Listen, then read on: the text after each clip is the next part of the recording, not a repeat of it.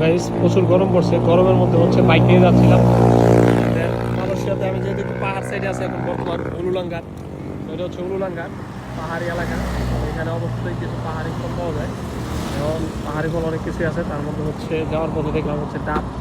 তো বাইকটা আসতে হচ্ছে পার্কিং করলাম এখানে, আমরা হচ্ছে ডাব খাওয়ার জন্য চলে আসলাম। সো একটা ডাব হচ্ছে 6 রিঙ্গিত, যা বাংলাদেশি টাকায় মোটামুটি 200 টাকা পড়ে।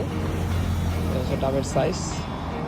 দেন ডাবের পাশাপাশি অনেক ফলই আছে এখানে, যেহেতু পাহাড়ের পাশাপাশি অঞ্চল তারা হচ্ছে এগুলাকে এখানে বিক্রি করতেছে। কাকা এই নিয়ে আপা ম্যাঙ্গো জুস কা অরিজিনাল বাপাই নি সাথে আম্পা দিন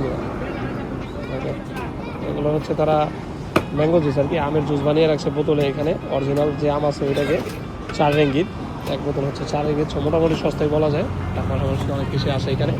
তো যাই হোক গাইস, পাহাড়ি অঞ্চলে ঘুরলে হচ্ছে একটা মজা যে এদিকে ঘোরার সময় আপনার হচ্ছে এরকম ছোটোখাটো দোকানপাট পাওয়া যায়, এখান থেকে অনেক কিছু কিনা যায়, খাওয়া যায়। তো বিষয়টা খুবই ভালো লাগলো।